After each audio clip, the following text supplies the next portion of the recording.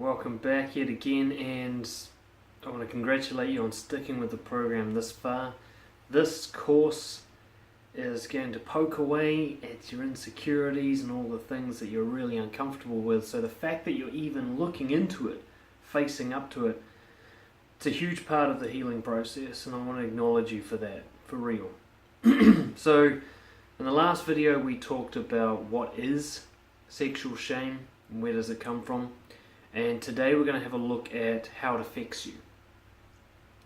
Now the reason we're doing that is twofold. Mostly it's around acknowledgement. We just want to acknowledge how it affects us and realize that this is common, normal, it happens to a lot of people. You're not alone, you're not a freak for any of these things. And also for awareness, there may be some problematic areas in your life or suffering that you experience that you don't realize is attached to sexual shame, and you may have thought that the problem is being caused by something else and therefore not dealing with it properly. So I've made a list of a whole bunch of things that I've seen through my own life and through the experiences of my clients that have ended up being found to be linked to sexual shame. And we'll see if some of these hit home with you, and of course it'll encourage you to open your mind to think of other things that might be related. Okay. You'll notice so far in this course that we've been focused mostly on just exploring yourself, and there's a good reason for that. Shame occurs inside you. There's nothing happening to you that causes you shame. It's all about the way you perceive the world. So this course is mostly about trying to heal and adjust the way you perceive sex and sexuality. Let's start by having a look at the broader issues that come up, how it affects us. The most obvious one is psychological issues. Depression, anxiety, and low self-worth. You may have suffered bouts of depression, anxiety, or both throughout your life, and maybe never really considered that it might always be linked to sexual shame. Depression and anxiety can just be physiological. It can just be chemical imbalances in the brain. But for most people it is heavily related to also their perspective and beliefs around the world, how they react and how they choose to perceive things, and their behavior, the kind of shit we get ourselves into, we react emotionally to it.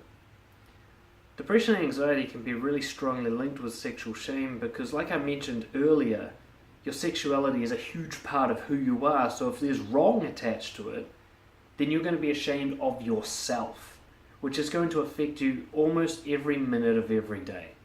You won't have much relief from it. Now, you won't always be thinking about sex and sexuality, but let's say, for example, you're a passive nice guy. Every time you're too agreeable, every time you avoid confrontation, every time you choose not to ask for what you want, or you won't express what you like or dislike boldly enough, those are all forms of sexual shame. Okay? So when you're depressed about who you are, when you're anxious about how who you are is going to get you into trouble in the future and cause you pain, a lot of that comes down to sexual shame. So one of the biggest consequences of being ashamed of your sexuality is long-term chronic depression and anxiety, and of course the self-worth issues that go with having those states for long periods of time. You also will build a harmful relationship with attraction. You will have a lot of weird responses to feelings of desire and passion and sexual attraction. And in particular, you're going to have really fucked up relationships with people you're attracted to. This is probably the number one most painful consequence of sexual shame. Your romantic relationships suffer. You may be able to maintain friendships, especially asexual friendships where there's no attraction or desire. You may be able to have genuine connections with people like your family or people of the gender that you're not attracted to, or so on. But then you meet someone you're attracted to and everything just gets hugely complicated and weird and different. If that's happening to you, you can guarantee that that's down to sexual shame. If attraction makes things weird for you, that's sexual shame. If dating is high pressure, but just hanging out with your mates isn't, that's sexual shame. You know? If you treat people you're attracted to differently than you treat your friends and family, that's sexual shame. I want to really hammer home that last point. There is no objective reason why you would treat someone you're attracted to differently to others. It's just a feeling you have for them. There's nothing about that feeling that means that your behavior should change. But if you're needy and insecure and got all sorts of wrong and weirdness attached to sex and sexuality, then attractive people are going to trigger you into all sorts of bizarre behavior. So I want you to just acknowledge and recognize that that bizarre behavior comes from shame. If you were okay with sexuality, you would treat people you're attracted to like they're anybody else. With the added addition of you'd tell them you're attracted to them perhaps. But you wouldn't be all weird and fucked up about them. Okay? You wouldn't treat them like goddesses or look down on them and try to use them or whatever it is that you do in your bizarre reaction to shame. Like I used to do a lot. You might even have an inability to connect with people you're attracted to, or even the gender that you're attracted to. So let's say you're attracted to women. Not only might you have strange relationships with women you're attracted to, but it might be all women you struggle with, even when you're not sexually attracted to them, simply because they represent all the darkness you have about sexuality. We'll get into this in a minute, but your connection, the way your relationships go with people you're sexually attracted to, is probably your best measurement of where you're at with sexual shame. Put it this way, when you are sexually shameless, your connection with people you're attracted to will be healthy and it won't be any different to your connection with other people. So if there's any difference, if there's any weirdness, oddities about the way you connect with either people you're attracted to or the gender you're attracted to, then you've still got work to do on sexual shame. It's your most accurate temperature gauge. Okay? I'll just swap those points around. Which brings me to blame and resentment. When you have sexual shame, you're going to have a lot of suffering. Because of the way you behave when you're sexually ashamed, you're going to be less successful in romantic relationships. And that's a responsibility issue. You have to understand, you don't feel shame about sexuality because sexual experiences have gone badly for you. Sexual experiences have gone badly for you because you're ashamed. Okay?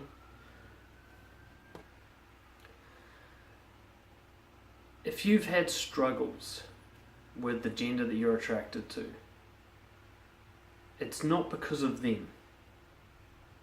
This is a huge point. This is one of the main things I wanted to get across in this training, at least plant the seed with.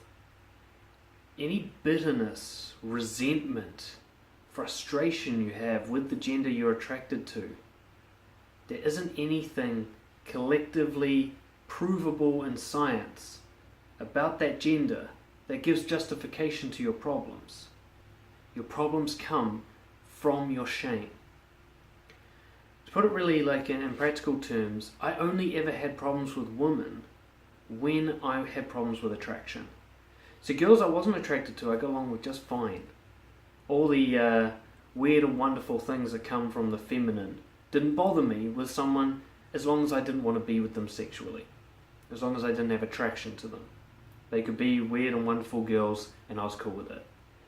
If I was attracted to them, that same weird, wonderful thing, the indirectness, the artistic expression, the range of emotions that's common to the feminine, that would really bother me if I was attracted to them. I'd get frustrated at them for not being direct. You know, I'd be frustrated with them for not initiating and taking the lead with sexuality. I'd be frustrated at the constant rejection, the gameplay, as I saw it at the time. Yet if a girl was my friend, those same things wouldn't bother me. It was only the girls I was attracted to. We've actually seen a lot in Brojo, and I'm speaking more specifically to the men than anything else here. There's a whole subsection of men who have had bad experiences sexually with women, in terms of not just sex but romantic relationships, lots of rejection, lack of experience, so on, and they've come to blame women for this. This leads to ideologies like red pill theory, incel, these groups of men going their own way, groups of men who blame their lack of success with women on women themselves, without realizing that any problems you have with the people you're attracted to has nothing to do with those people. It's from your shame. The proof is all around you, because the people who don't have your shame don't have your problems. Men who are sexually shameless do not struggle to connect with women.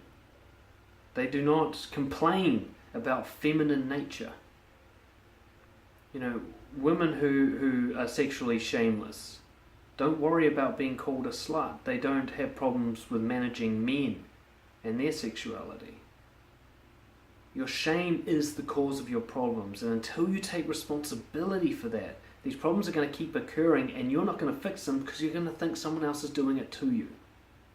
I promise you from the very bottom of my heart that when I resolved my sexual shame issues, my issues with women went away completely. I find it very easy to connect and communicate and relate to women now. It was my problem to solve, not theirs. They haven't changed, but I'm all good with them now. What other issues come out of sexual shame? Well, let's talk about the main one: performance anxiety. For men, erectile dysfunction. For women, this can mean being very dry, or being very rigid, or just being very uncomfortable physically.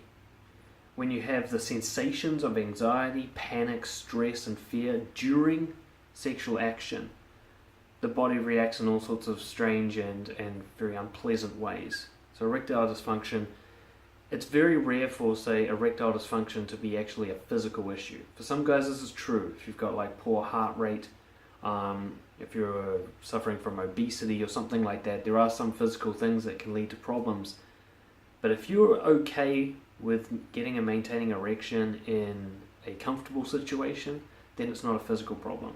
For example, if you wake up with one, it's not a physical problem. It's up here.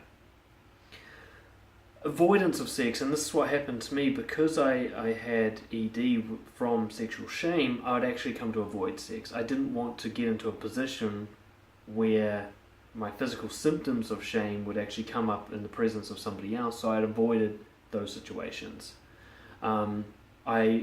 It's most common in men with not initiating sex or not pushing for it. So a girl might be clearly aroused and interested, but the guy will tell himself a story about how he's being respectful, or he doesn't want to cross the line, or he's scared he won't get consent.